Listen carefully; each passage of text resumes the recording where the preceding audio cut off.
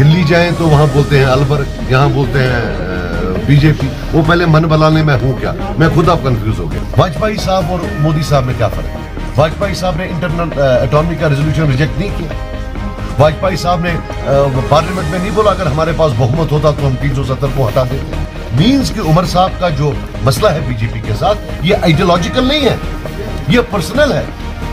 उनका प्रॉब्लम हिंदुत्व से नहीं है, उनका प्रॉब्लम यह है कि उनको मोदी जी शायद घास नहीं डालते हैं, वाजपेयी साहब घास डालते हैं। उमर साहब को अल्लाह ताला ने माफ किया, उसको सर्टिफिकेट, वो कुछ भी कर सकता है, वो कुछ भी कर सकता है, वो जन्नत की सर्टिफिकेट दे सकता है, सफाई की, वो कुछ भी कर सकता है।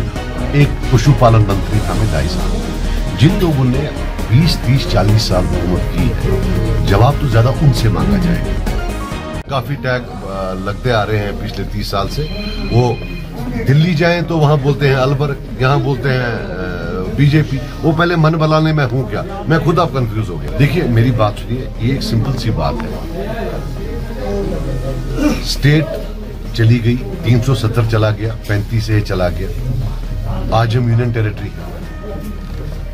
और 5 साल से इलेक्शन नहीं। जब हम जवाब ढूंढेंगे, मेरे को भी जवाब देना पड़ेगा, लेकिन मैंने सिर्फ 2.5 साल, एक पशुपालन मंत्री था मैं 2.5 साल। जिन लोगों ने 20, 30, 40 साल हुकूमत की है, जवाब तो ज्यादा उनसे मांगा जाएगा। सो ये मैं, हमें कोई जाती जिद नहीं है नेशनल कॉन्फ्रेंस का, लेकिन जिस हालत में हम हैं, नेशनल कॉन्फ्रेंस नहीं कह सकती कि मेरा इसमें कोई रोल नहीं। उनका बाज़ाब्ता रोल है, क्योंकि 31 साल लगभग 50% के टाइम जो है हुकूमत उनके पास थी। इसलिए हम उनको तनकीद नहीं करते, उनसे सवाल पूछते हैं और हम ये उम्मीद रखते हैं कि वो सवालों का वो जवाब दें। देखिए 2 चीजें हैं, डेवलपमेंट एंड डिग्निटी। डेवलपमेंट होता है आपकी economic packages. As I said, मेरा ख्वाब है जो जम्मू कश्मीर के लिए, I see it in the long term as horticulture based, कि इसमें horticulture, some sort of agriculture, biotechnology which means aromatic plants, medicinal plants,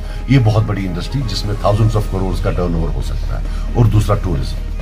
मेरा main focus our as a party is to get as much funds as possible for development of these 2 sectors. Emotional slogans are over.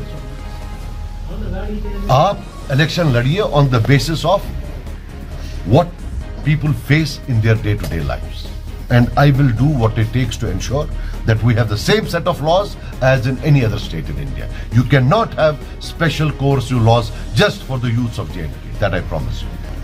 Umar साहब को अल्लाह ताला ने माफ किया, उसको certificate है, वो कुछ भी कर सकता है, वो कुछ भी कर सकता है, वो जन्नत की सर्टिफिकेट दे सकता है, सफाई की, वो कुछ भी कर सकता है, उसका आप छोड़ दो।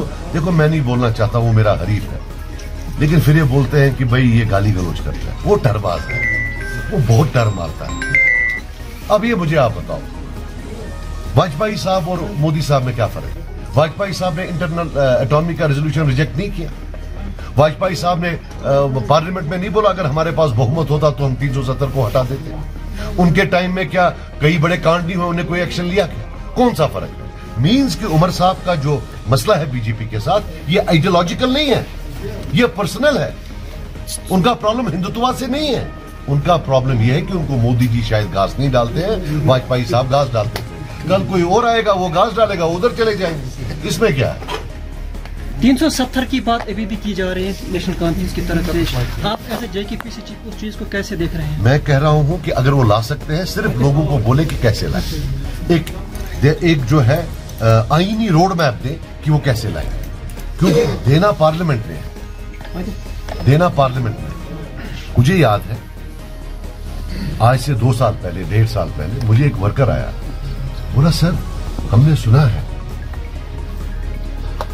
नेशनल कॉन्फ्रेंस वाले बोलते हैं कि जो सीटें सजाद साहब को आएंगी ये इस्तेमाल की जाएंगी असेंबली में एक रेजोल्यूशन पास करने के लिए, जो सुप्रीम कोर्ट भेजा जाएगा, क्योंकि तब खबर थी कि असेंबली इलेक्शन होगा। तो ये झूठ उन्होंने डाल दिया कि जी रेजोल्यूशन पास होगा। फिर सुप्रीम कोर्ट ने फैसला भी सुना दिया। उनको अगर लगता है कि देखो, क्योंकि इनके 3 MP वहां होते हुए 370 लिया, वो कुछ तो कर पाए। अब अगर इनका कोई MP गया, अगर गया, वो कैसे वापस लाएगा, वो इनको लोगों को समझाना चाहिए। झूठ नहीं चलेगा, कितना झूठ बोलेंगे। अभी जो मैं यहां बैठा था, हमारे कलारूस के लोग थे, गरीब तबके से थे। मैं इनके साथ कॉन्वर्सेशन कर रहा था। ये conversation from here till top मेरी चलती रहेगी इन परस्यूट ऑफ अ बिल। हम तो किसी के पास भी जाएंगे और उसको बोलेंगे। सो ये वो कम्युनिकेशन तो होती रहती है, लेकिन किससे वो मैं इसमें बयान नहीं